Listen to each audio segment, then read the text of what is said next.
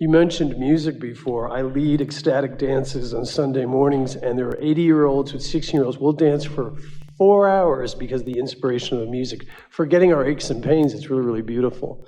But there's that remembering or the belief that I can only go so far because this always happens. And I'm stretching and feeling, right now I'm feeling the possibility and the probability of extending health without the story.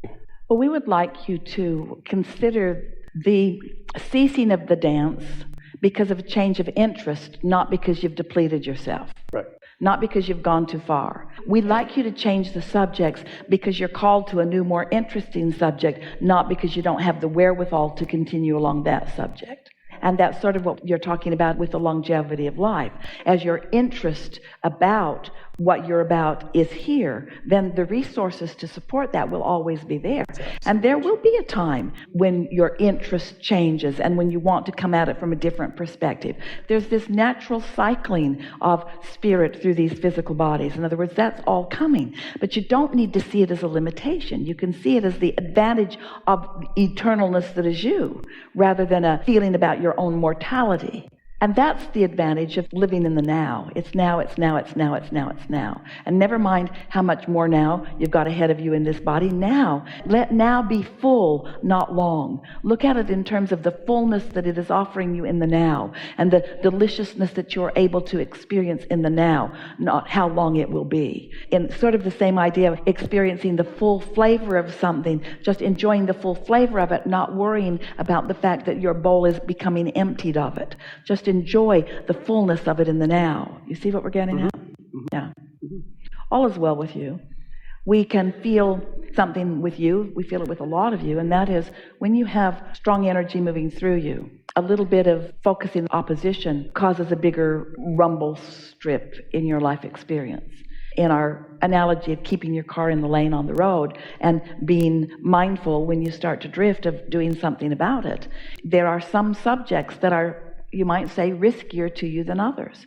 If you're driving your car along a very high mountain road where there's a big drop-off and no guardrail, you usually are paying attention to where you are on the road more than when you are in a big wide road where it feels like there is less risk. And there are some subjects that are riskier to you than others.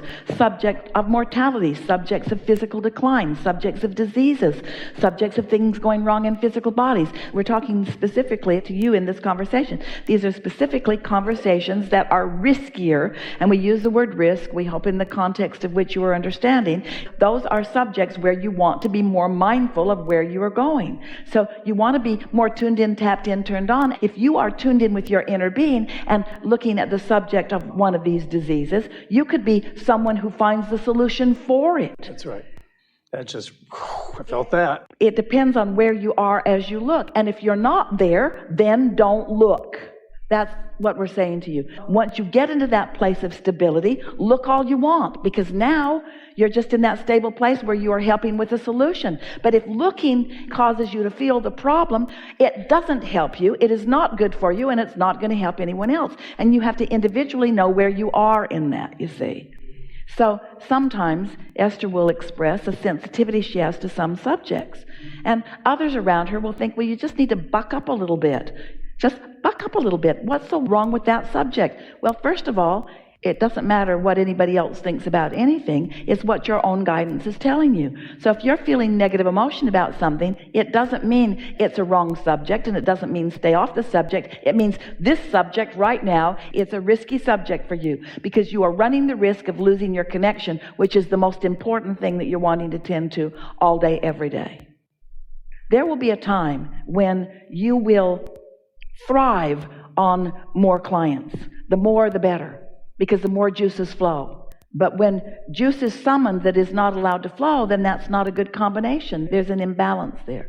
So it's all about balance, isn't it? It's totally about balance. Yeah. I get that. Yeah. And the allowing of the contrast and getting back into the vortex and doing that is So acceptance. the thing that we want to have accomplished with you, the answer that we want to have given you in a way that you can hear it, and we felt you coming along with us, so we think it's easy for you to hear this answer because you've lived it through what we just talked about, is don't give in to any idea of depletion. Get your focus upon renewal, because there's no excuse for depletion, because the headwaters are always flowing. Depletion who? Yeah. There's just no excuse for it. There's no excuse that is accurate. There's just no excuse to stop the stream from flowing. And you have a little bit, and others have too, convinced yourself that there are just some things that just stop it, like age or like time passing, and there just isn't anything. There isn't anything that stops the flow other than a projection of thought that is in its opposition. Well, you mentioned fear of expansion, and I may even call that fear of success. When things come at a better level of clientele or income or projects, yeah, there is fear there. The body kind of freaks out. Well, I'm not used to this. I'm very aware of the nuances, like when you're doing artwork, the nuances of the details of the picture we paint. But don't just gloss over that. What's the fear about? In other words, there's no such thing as fear of success. That's just something people make up. There's no such thing as fear of it. There's fear of not having the success that you want. There's no such thing as fear of success. You mentioned fear of expansion. I kind of correlated that. When you said it about an hour ago, talking about we have a fear of expansion. We freak out or tighten up about it and not allow it. Let's talk about what fear is. Fear is an emotional sensation. It's a realization. All emotions are really a manifestation. It's a manifestation of split energy about something. It is a manifestation of a disagreement between what your inner being knows about the same subject and what you are allowing yourself to know about the same subject. Your inner being knows something that you're not allowing yourself to know about this same subject. So when you have fear of more clients, that's that imbalance, that's time shortageness. That's time shortageness, that's energy shortageness. But can you feel how energy shortageness goes away when you are consistently 3-4, 3-4, 3-4, step 3-4, 3-4 in that replenishing mode? Haven't you shown that to yourself? Haven't you awakened in the morning on your way to rendezvous with someone that you really want to be with, on your way to do something that you really want to do, and don't you find yourself with boundless energy? Don't you sometimes find yourself just eager about it? You're chipper, you've got movement, you feel flexible, everything flows well, you move forward in the world, everything cooperates with you because you're tuned in, tapped in, turned on, because you are in anticipation of something that you want. And have you ever got up to go to work and not felt that way? Where you're sort of resistant about going and grumbling about it, and it's like you're just dragging your body through the motions of it, and you get yourself in your vehicle, and thank God your vehicle's got some energy because you don't have any, and you just limply sort of guide yourself to where you need to be and drag yourself through the parking lot, and you say good morning to the people who are there because you're full of resistance. And it doesn't have anything to do with anything except your mindset, you see. You're not allowing yourself to be that cooperative, eager to explore contrast, expansive being that your inner being always bees. You see, always looking for the nugget, always looking for the pleasure, always looking for the benefit, always looking for the exhilaration, always looking for the beauty, always looking for something to appreciate. That's just who you are. And unless you're being that in the moment, then you're dragging a big old lead ball around on your ankle, and you're blaming it on the lead ball, which wouldn't be there if you didn't put it there, you see. Everything is self-imposed. And this conversation, we're so happy to have had it with such intensity because you're going to leave here with a handful, about 5 key elements to this living life successfully, and by that we mean joyfully. And this key that we're talking about here is the balance of in and out. It's the concept of shortage consciousness versus the replenishing consciousness.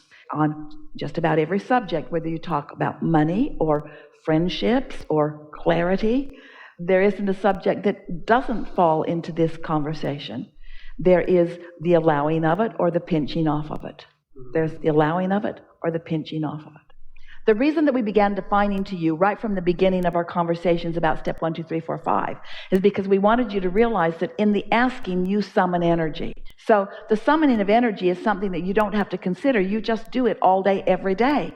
You can't stop summoning energy because you can't stop living life, and you can't stop focusing, and you can't stop attracting. You can't stop law of attraction. You can't take yourself out of the game. So here you are summoning energy all the time. That's just a given. It's what you do. You summon it, you summon it, you summon it, you summon it, you summon it. And it's source energy. It's source energy knowing and wanting to blow and flow through you. It's the momentum of all that you've lived before. It's powerful, and it is, you see. So you can't stop. You can't cease the summoning of energy, but you can not allow the energy that you're summoning. And that's what your emotions are all about. To the degree that you allow the energy that your life is summoning, you feel fantastic. But if you don't allow the energy that you are summoning, you feel lethargic, you feel exhausted, you feel a depletion of energy. And it's not because there's a depletion of energy, it's because there's a false stopping of the energy that you've summoned. It's like pulling and pushing it at the same time. But here's the thing that we really want you to hear. The summoning of energy always will win. That's a momentum that's bigger than you can even get your thoughts around. The momentum of your bigness, the momentum of your longevity, the momentum of your eternalness. This is a really, really big energy that you are coming to terms with now.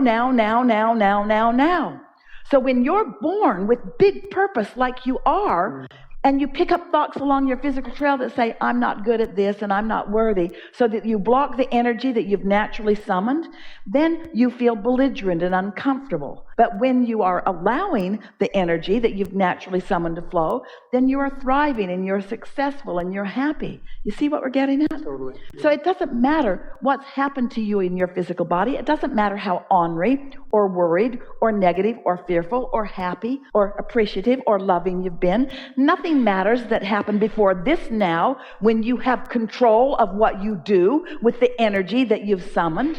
Right here and now, you have some control about the energy that you've summoned. You can let it in or not. And the more of it you learn to let in through practice, the more you thrive and the better you feel, and the more vital you are and the better life is, and the more sweet spots you stand in, the more you rave about the beauty of your life.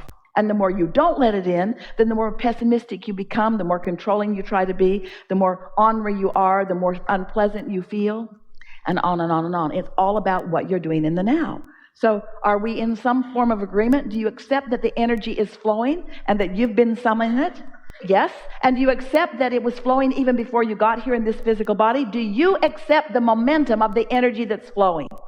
And do you accept that your inner being is in on all of that, flowing with the energy, flowing with it to you, consciousness flowing, it's energy flowing. And so then do you accept that you have some sort of relationship with that energy that is summoning that you can't stop from summoning? It's inevitable. You have summoned it. It's inevitable. But what am I doing with it now? And if you want to know, as you said to us, and someone else did too, if you want to know what you're doing with the energy that you've summoned, oh, what a momentum. Lifetimes of momentum, lifetimes of goodness, lifetimes of expectation. Talk about momentum. Not just what you've added in this physical time-space reality. This momentum of who you are and what you're about. If you want to know what you're doing as you meet the energy, if you want to know, 2 ways to know. How do you feel? And how are the manifestations of your life presenting themselves to you? Isn't that nice to know? And isn't it nice to know that you can do something about it now? Do you think you have the ability to be a little bit more optimistic? Even when it's hard, do you think you have the ability to be? Can you speak more positive words? Can you stop arguing for your limitations? Can you look for reasons to feel good? Can you get an early start on it? Can you get a good night's sleep?